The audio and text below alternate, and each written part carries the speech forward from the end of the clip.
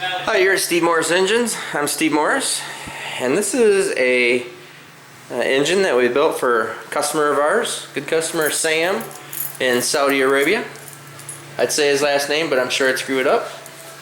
So this is a 540 cubic inch big block Chevrolet.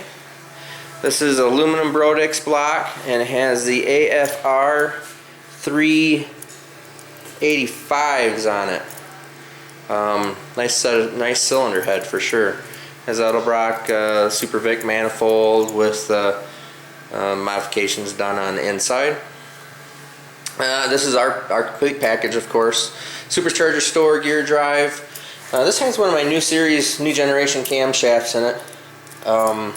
Different low profiles from where I've been at before, and pretty happy with it so far. Supercharger, store, gear drive, Pro Charger 136. This is actually my 136 that I actually just got here a little while ago. Sam's is a new one that's still sitting in the box, but since I already had this on there, I wasn't going to bother changing it. Waterman fuel pump, Holley EFI with the Moran 235 pound-per-hour injectors.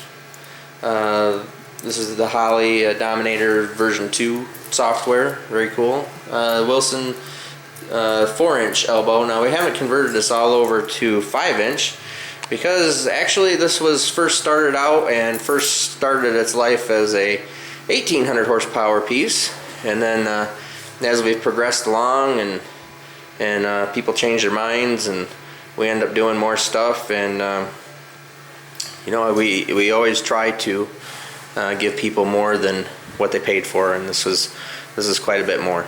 So looks like a really nice piece. This is also a coil pack, so coil on plug. We have the we'll let the chassis guy Brian down at Madman Race Cars, we're gonna let him mount the coils. Right now I just have them mounted to the dyno cart because I figured probably actually I like to put them somewhere underneath the headers and like attached to the block and keep them all off of the top of it, which is nice. Anyways, what we'll do is go out and make a pull on this thing and look at the numbers.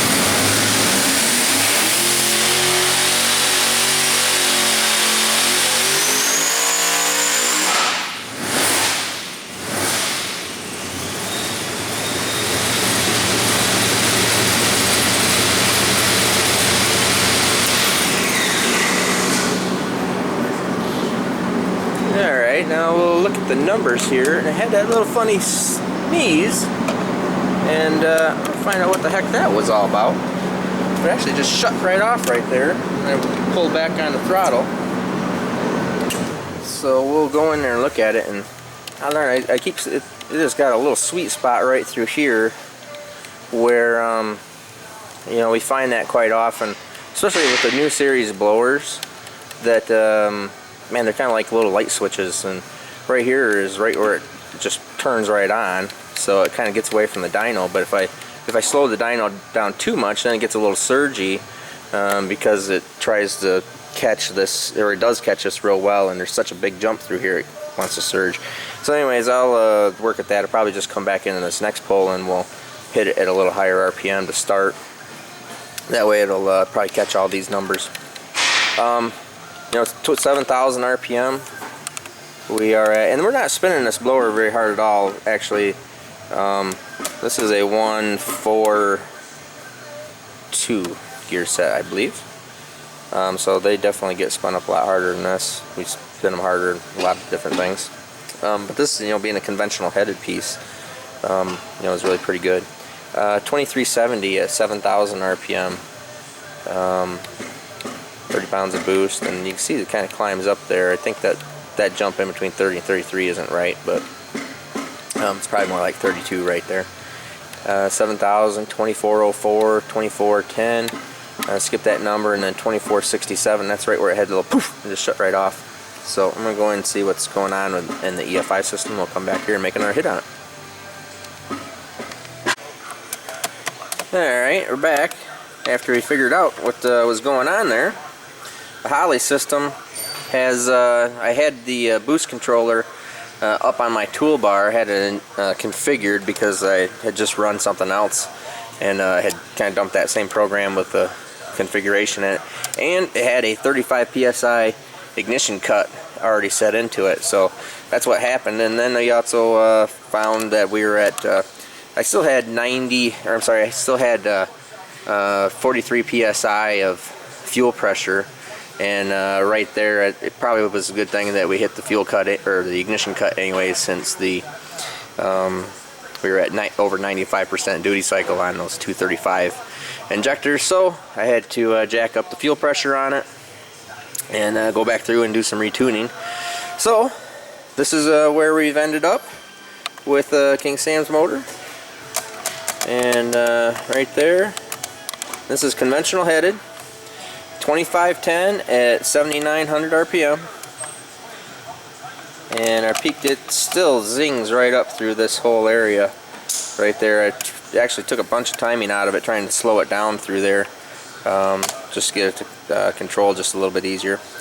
But this is a really nice piece. 12.85. My O2 reads a little higher than what the O2 is reading in the Holley system, but somewhere in the neighborhood of 1,700 plus foot-pounds of torque right up through here. And you see it really climbs like crazy. I mean, you're looking at this right here. You're looking at the 500 RPM. Still picking up 223 horsepower and 500 RPM, and then it just goes like gangbusters right through here. Typical of the new series blowers. But anyways, real nice piece, especially for a conventional headed motor. And given from what we've tested on, this is with our standard 4-inch dyno tubing with the chiseled IC3000 intercooler. Given what we've seen and done with our 5-inch stuff, well, this thing is really pretty darn good. And continuing to get better as we develop new camshaft profiles, piston configuration, combustion chamber stuff. So everything looks real good. And again, this is for Sam from Saudi Arabia. Al-Kurshi. I'm sure I butchered that up, but anyways, you guys have a great day. Thanks.